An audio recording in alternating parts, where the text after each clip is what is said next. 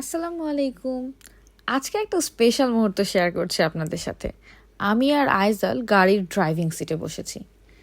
দেখুন, আইজালও আমার সাথে ড্রাইভিং সিটে, যদিও আমরা এখন গাড়ি চালাচ্ছি না, কিন্তু এই মুহূর্তটা আমাদের জন্য বেশ মজার। ও আস্তে আস্তে নতুন সব কিছু দেখছে, আর এই ছোট্ট স্মৃতিগুলো আমাদের জীবনে কতটা আনন্দ নিয়ে আসে, তাই না? গাড়ির সিটে বসে একটু মজা করে নিলাম। যদিও আমি এখন ড্রাইভিং করছি না, কিন্তু আইজালের সাথে এখানে বসে আমার খুবই ভালো লেগেছে। আজকে মূলত আমরা সবাই রেডি সেডি হয়ে চলে যাচ্ছি ইথাকার বাটারমিল্ক ফলস স্টেট পার্কে।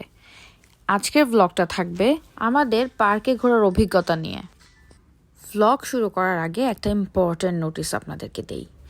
আমি কিন্তু শাহানাজ শিমুল ভ্লগস গ্রুপের কন্টেস্টে পার্টিসিপেট করছি।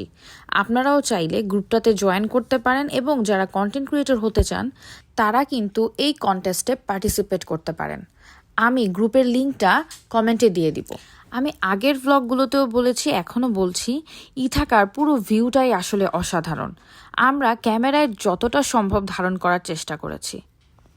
এটা হচ্ছে পার্কিং, বাটারমিল্ক ফলস স্টেট পার্কের পার্কিং লট এটা, এবং এখানে হচ্ছে প্রবেশপথ। এদিক দিয়েই আমরা মেইনলি ওয়াটারফলসটা দেখতে যাব। তো আমরা হাঁটছি ওয়াটারফলসের দিকে। রাস্তাটা বেশ সুন্দর, একদম প্রকৃতির মাঝ দিয়ে চলা একটা ছোট পথ, এবং মেহমেদও খুব উপভোগ করছে। মেহমেদ এত এক্সাইটেড যে সে এক একটা বিষয় আবিষ্কার করছে আর আমাকে বলছে, মাম্মা এটা সুন্দর, মাম্মা ওটা সুন্দর।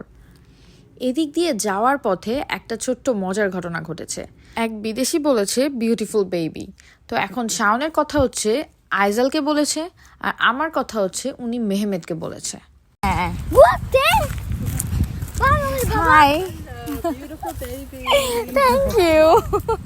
যেহেতু শাওন অনেক সামনে ছিল, তো আমার কথা হচ্ছে শাওনের কোলে আইজালকে দেখে তো বিউটিফুল বেবি শাওনকেই বলবে, উনি আমার কাছে এসে কেন বলবে?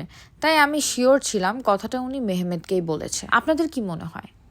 তো দেখুন, গল্প করতে করতে আর হাঁটতে হাঁটতে চলে আসলাম বাটারমিল্ক ফলসে। সত্যি অপূর্ব। এখান থেকেই আমি শুনতে পাচ্ছিলাম পানির আওয়াজ। এই শব্দটা না মনে হচ্ছে প্রকৃতির গান। এটা শুধু দেখতে না, শুনতেও মনে একটা শান্তির অনুভূতি আনে। আমরা এখানে বেশ কিছুটা সময় কাটাবো। মেহমেদ আর আইজালকে নিয়ে অনেক মজা করব। এই পার্কের চারপাশটাও কিন্তু দারুণ। এখানে ছোট ছোট ট্রেইলস আছে যেগুলো ধরে হাঁটা যায়। এই জায়গাটা এত সুন্দর আর নিস্তব্ধ যে শহরের কোলাহল থেকে দূরে এসে প্রশান্তি পাওয়ার জন্য একদম পারফেক্ট। এখানকার যারা লোকাল আছে তারা কিন্তু প্রায়ই এখানে চলে আসে মন ভালো করার জন্য। আবার এই পার্ককে ঘিরে কিন্তু অনেক ভুতুড়ে গল্পও আছে।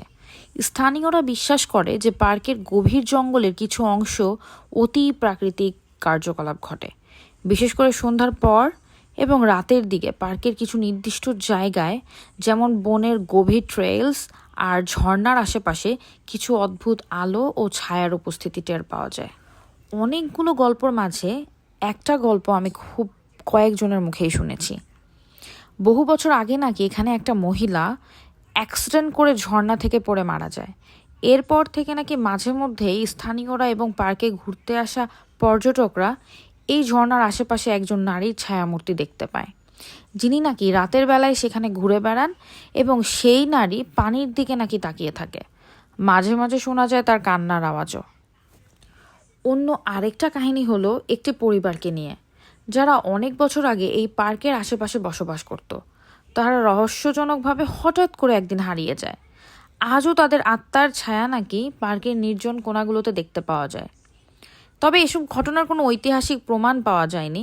আর যেহেতু মুসলিম হিসেবে আমি আত্মায় বিশ্বাস করি না, সেহেতু আমি জানি না ব্যাপারগুলো কতটুকু সত্যি।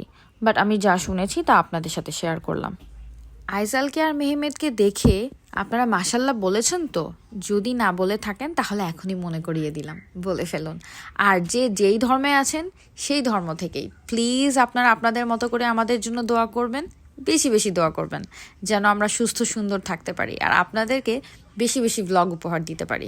আজকের দিনের অভিজ্ঞতা ছিল খুবই স্পেশাল। এই বাটারমিল্ক ফলস স্টেট পার্কে আসতে পেরে আমরা সবাই খুবই খুশি। প্রকৃতি আর শান্তির মাঝে কাটানো এই সময়টা আমাদের পরিবারের জন্য ছিল সত্যি মনে রাখার মতো। তো আজকে এই পর্যন্তই। দেখা হবে নেক্সট কোনো ব্লগ বা রিলসে। আল্লাহ হাফেজ।